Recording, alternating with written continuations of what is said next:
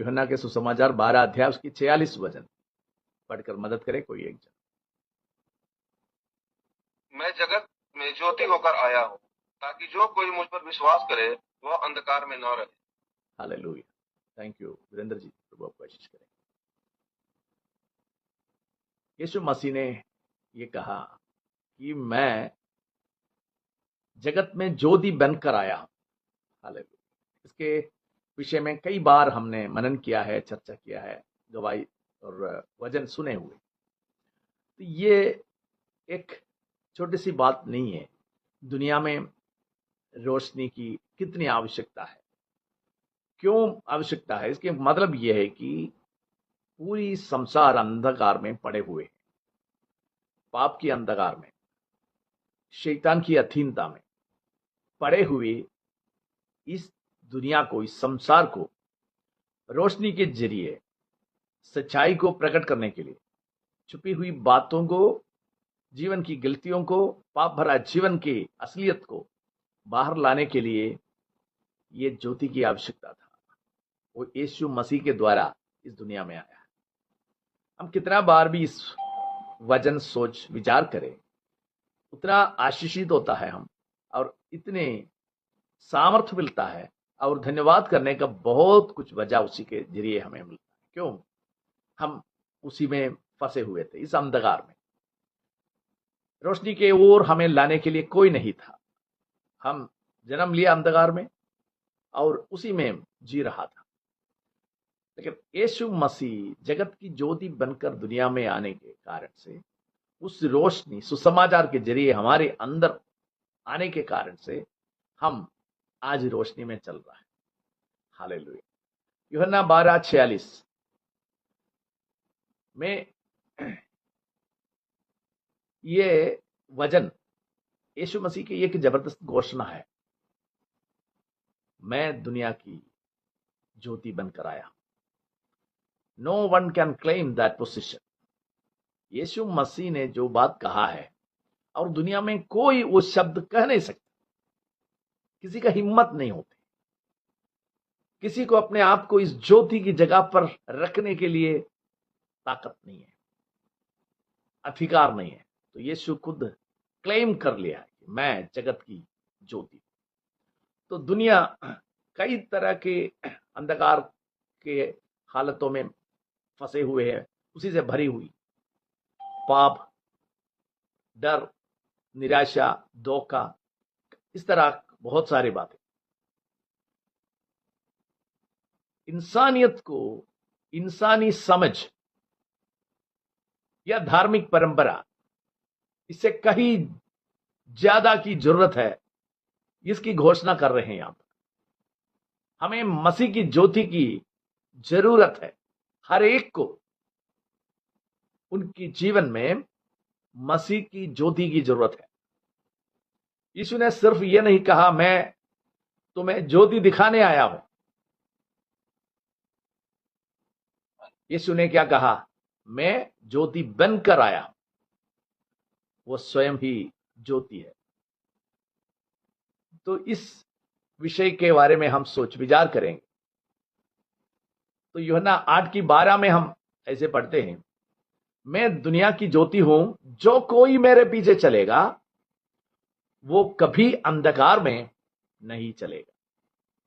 वो कोई अंधकार में आगे नहीं चलना पड़ेगा, जो कोई मेरे पीछे आएगा। हालेलुया। यीशु के पीछे चलने से उस ज्योति हमारी जीवन में प्रकट हुआ है। हालेलुया। तो यीशु एक अंधकारमय दुनिया में आया, जैसे हमने सोचा, आध्यात्मिक रूप से अंधकार में डूबी हुई थी। पाप की अंधकार, अज्ञानता की अंधकार, गुलामी की अंधकार, डर की अंधकार था, और निराशा की। इस तरह अंधकार हम अलग अलग रीति से लोगों के जीवन के द्वारा देख सकते हैं। ये सारे विषय हर एक मनुष्य के जीवन में से जुड़े हुए। इसका मतलब यह नहीं कि दुनिया में रोशनी नहीं था, रोशनी था, लेकिन पाप के ओर रोशनी देने वाली कोई उपाय नहीं थे। दुनिया के रोशनी के जरिए पाप के जरिए चिपे हुए, शैतान की अंधकार की अधीनता में पड़े हुए लोगों को बाहर आने का रास्ता नहीं था। वो उसी अंधकार में लिपटे हुए थे।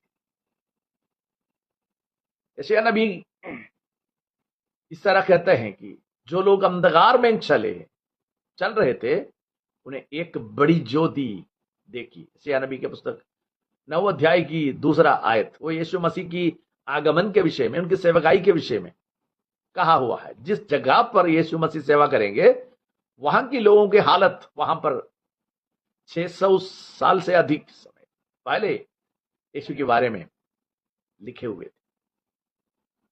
अंधकार में पड़े हुए लोग एक ज्योति चमकते हुए देखा।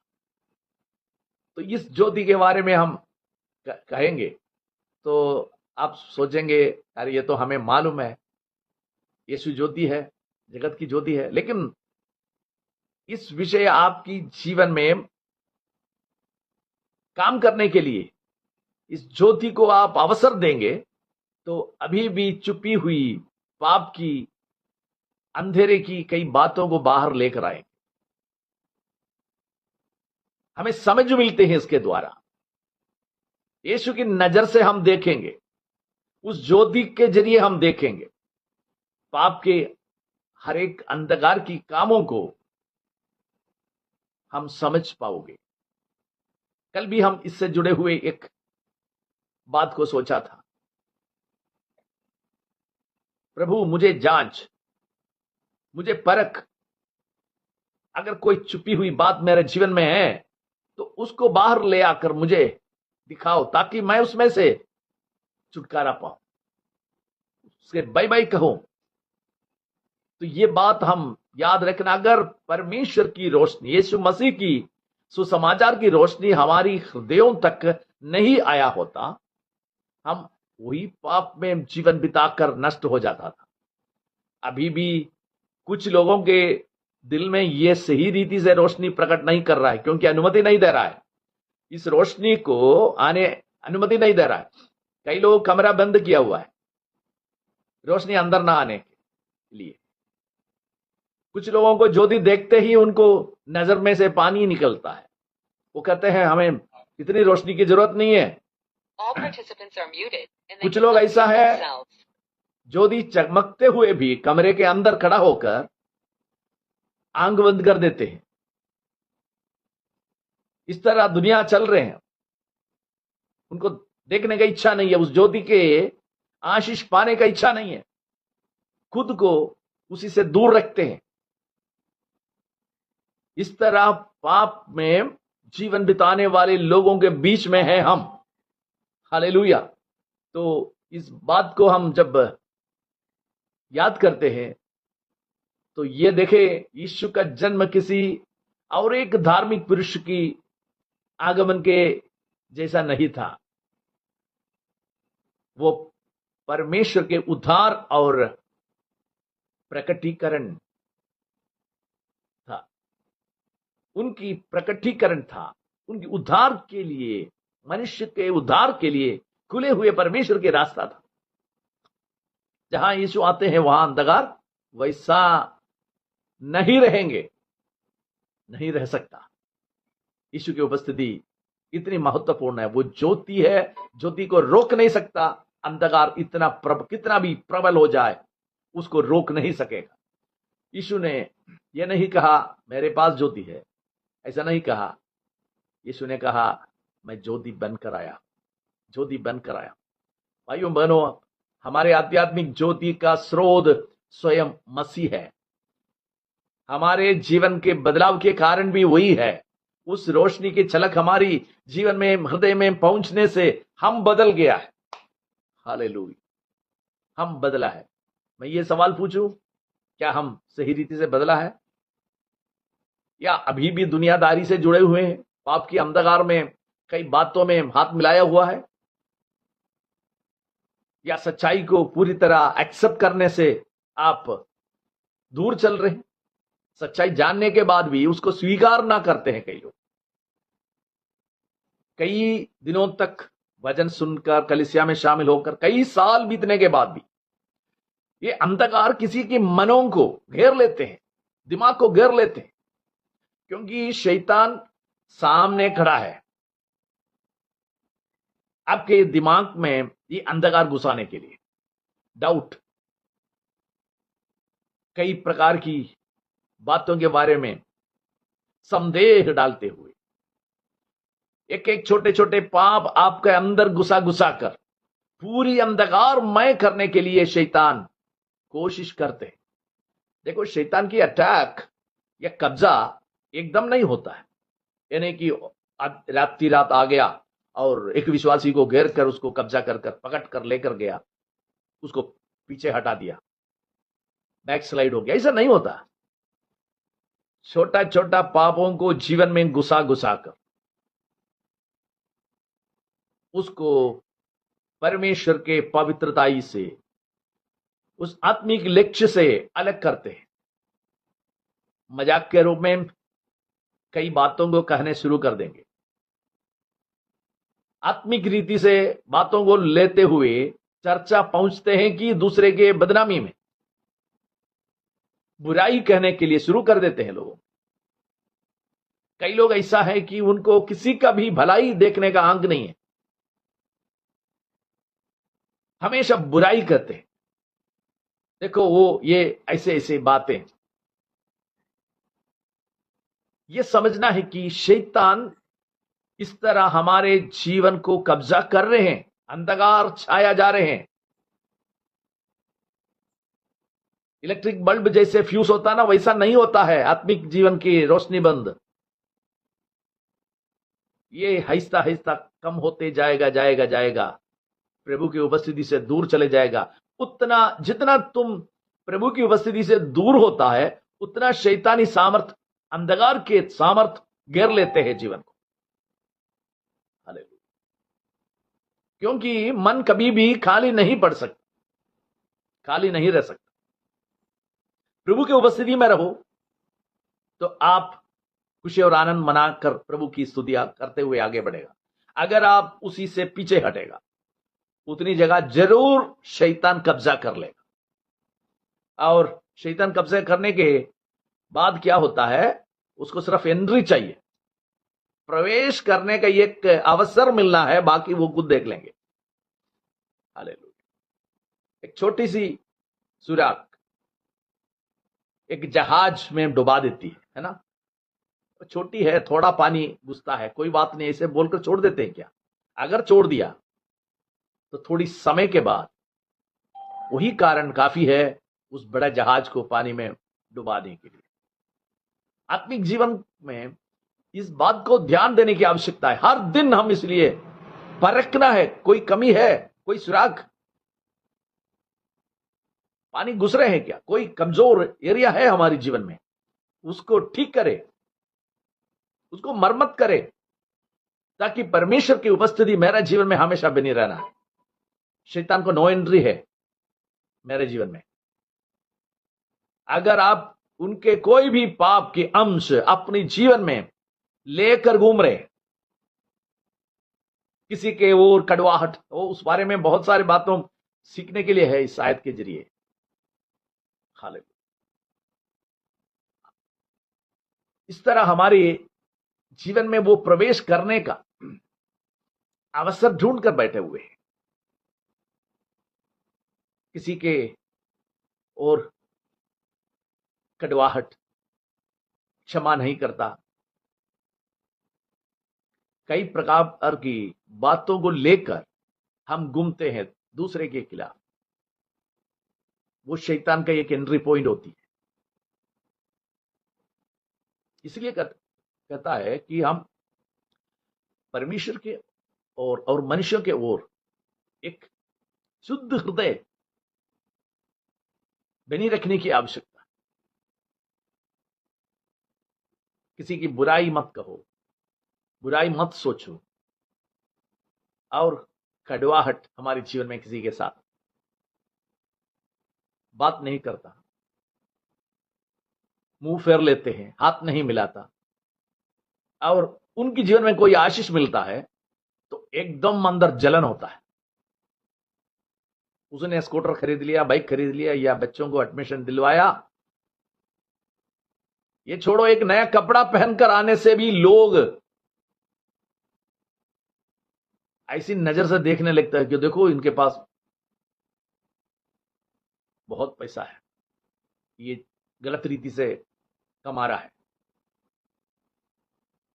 तो इस तरह शैतान आपके अंदर काम करने के लिए एक अवसर ना दे। तो परमेश्वर के दास की बच्चों को अच्छे पढ़ाई देने से, स्कूल में भेजने से, उनको अच्छा कपड़ा पहनाते हुए देखें तो विश्वासी लोगों को बड़ा दिक्कत होते हैं। कई उनके पास बहुत पैसा मिल रहा है, आगे मैं विश्वास बंद कर दूंगा। लोग क्या क्या सोच रहे हैं? क्या वो भूखा रहना चाहिए? उनके बच्चों को नहीं पढ़ाना चाहिए? उनको कपड़ा नहीं पहनाना चाहिए? वो आपकी कलीसिया के प्रभु की ओर से नियुक्त किया हुआ प्रभु के दास है। उनके अधीन में रहना और उनके आशीष के लिए प्रार्थना करना, यह हमारी उत्तरदायी होती है हर एक का।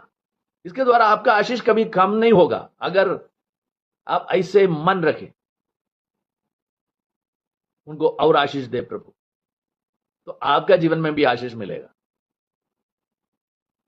तो कोई भी एक दूसरे व्यक्ति के जीवन में कुछ प्रभु दे रहा है,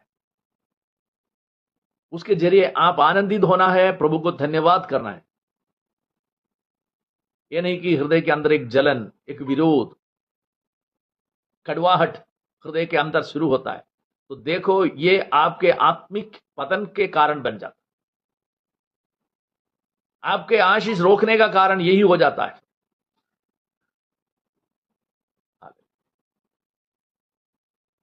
कई डाह, कई जलन, इस तरह जलस हमारी अंदर रहकर हम प्रभु को प्रसन्न नहीं कर सकता, क्योंकि प्रभु ज्योति में है, आपके अंदर ज्योति दिया है। तो ये अंधकार कहां से आया? अंधकार आने के कारण यह है कि आप उस रोशनी से दूर हो गया है, इसीलिए आपके जीवन में ये अंधकार छाया जा रहा है। जितना आप दूर हो जाता है तो अंधकार आएगा जरूर। ये अंधकार आपके जीवन को आगे नहीं बढ़ाता है, वो आपके जीवन को खतरे में ले जाता है, परेशानी में ले जाता है। तो परमेश्वर की रोशनी में बने रहने के मतलब क्या है? उनकी इच्छा के अनुसार चले और प्रभु के वचन के आधार पर अपने जीवन को बिताए और मसीह में बढ़ते जाए। उनकी सिर तक बढ़ने के लिए, उनकी स्वरूप प्राप्त करने के लिए आपको रखा गया। ये नहीं कि आप एक शैतान बनने के लिए, इब्लीस बनने के लिए नहीं बुलाया आपको।